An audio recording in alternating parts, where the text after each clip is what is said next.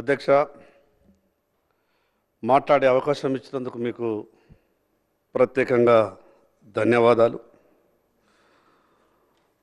ముఖ్యమంత్రి గారు ప్రత్యేకంగా ఒక విషయాన్ని ప్రస్తావించడం జరిగింది. ఈ యొక్క రాష్ట్ర ఆవిర్భావం తర్వాత టీఎస్ని టీజీగా చేయడం కానీ,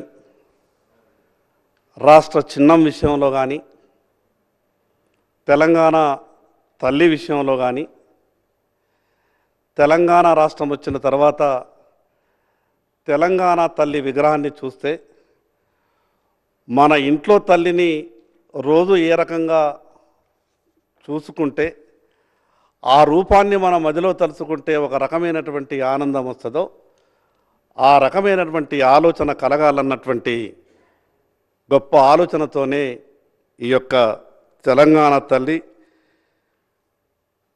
మార్పును చేసినామని గౌరవ ముఖ్యమంత్రి గారు చెప్పడం జరిగింది.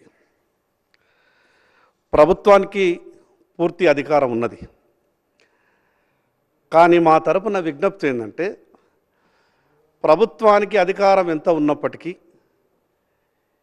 ఈ సభలోని అన్ని పక్షాల సభ్యులతోని ప్రభుత్వానికి ఉన్నటువంటి ఆలోచనని పంచుకొని చేస్తే కొంత ఇంకా బాగుంటుందని మా సలహా సూచన.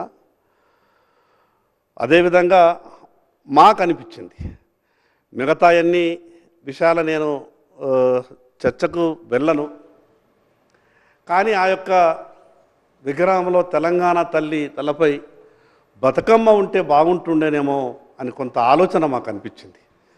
సరే, మీరు ఏ కోణాల నుంచి మీరంతా అన్ని విషయాలని ఆలోచించే మీరు నిర్ణయం తీసుకుని ఉండొచ్చు.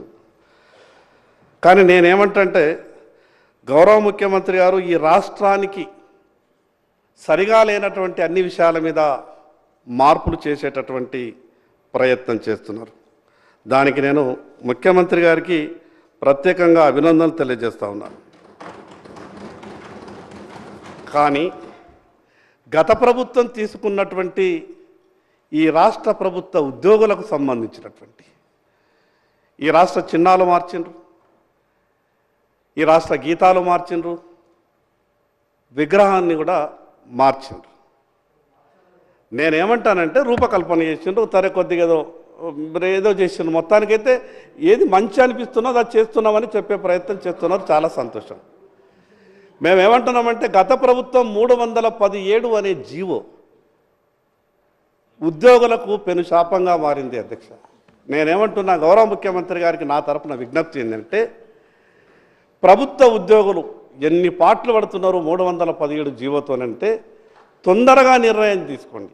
ఈ 3-4 కారణాలు ఏ రకంగానైతే మీరు స్పీడ్గా నిర్ణయం తీసుకొని సభలో చర్చ పెట్టి ఈ రకంగా మీరు ముందుకు పోయే ప్రయత్నం చేస్తున్నారో, ఈ 317 జీవో అసలు తెలంగాణ ఉద్యమమే మనకు స్థానికత కొరకు. తెలంగాణ ఒకటే నిమిషం సార్, నేను 1-2 నిమిషాలలో నేను చేస్తున్నటువంటి మంచి పనులకు ఒక 2 ఉదాహరణలు చెప్పే ప్రయత్నమే చేస్తున్నాను. నేను ప్రభుత్వాన్ని విమర్శిస్తలేను అధ్యక్ష. చేస్తున్నటువంటి మంచి పనులకు ఇంకొక 4 మంచి పనులు చేస్తే బాగుంటుందని ప్రభుత్వానికి సూచన మాత్రమే చేయదలుచుకున్నా. నేను ఎందుకు ఈ మాట చెప్తున్నానంటే అధ్యక్ష, అసలు తెలంగాణ ఉద్యమమే స్థానికత కొరకు ఏర్పడింది. స్థానికత విషయంలో మన పంచాయతీ వచ్చింది. కానీ తెలంగాణ రాష్ట్రం వచ్చిన తర్వాత ఈ 317 జీవో వచ్చి ఈ ప్రభుత్వ ఉద్యోగులకు ఈ రకమైనటువంటి ఇబ్బంది కలుగుతుందని ఎవరు కూడా ఊహించలేదు. నేను అందుకే ఇన్ని మంచి పనులు చేస్తున్నామని సభలో చెప్తున్నారు, చాలా సంతోషం. ఇటువంటి మంచి పనులు కూడా వాటికి ఎంతైతే స్పీడ్గా చేసినారో ఈ మంచి పనులకు కూడా అంత స్పీడ్గా చేయండి. ఒక్కొక్క చివరిగా 1 నిమిషంలో ముగిస్తా అధ్యక్ష. ఒక్క విషయం, తెలంగాణ రాష్ట్ర ఆర్థిక వ్యవస్థ గత ప్రభుత్వం చిన్నాభిన్నం చేసిండొచ్చు. ప్రభుత్వ ఉద్యోగులు విపరీతంగా ఇబ్బందులు పడుతున్నారు. జీపీఎఫ్ని కూడా జమ చేస్తున్న జీపీఎఫ్ని అది మీ తప్పు అని నేను కొత్తగా మీ మీదనే నింద వేసేసి ప్రతిపక్ష నేను రాజకీయ విమర్శ చేయదలుచుకోలేదు. గత ప్రభుత్వం చేసినటువంటి పాపం కావచ్చు, గత ప్రభుత్వం చేసినటువంటి తప్పులు కావచ్చు, వెంటనే ఈ తెలంగాణ రాష్ట్ర ఆర్థిక వ్యవస్థను సరిదిద్ది ప్రభుత్వ ఉద్యోగులు జీపీఎఫ్ని కూడా తీసుకోలేనటువంటి పరిస్థితులను ఆ విషయాల మీద కూడా ముఖ్యమంత్రి గారిని దృష్టి పెట్టాల్సిందిగా మా తరపున విజ్ఞప్తి చేస్తా ఉన్నాను. భవిష్యత్తులో ఇలాంటి పెద్ద మార్పులు పెద్ద చర్చలు జరిగినప్పుడు అధికారం మీకున్నది, ప్రభుత్వం మీకు ప్రభుత్వానికి అధికారం ఉన్నది, రాష్ట్ర ప్రజలు మీకు ఇచ్చిండ్రు. కానీ మిగతా పక్షాల సభ్యుల సలహాలు సూచనలు కూడా పరిగణలోకి తీసుకుంటే బాగుంటుందని ప్రభుత్వానికి ఈ సందర్భంగా చెప్పదలుచుకున్నాం.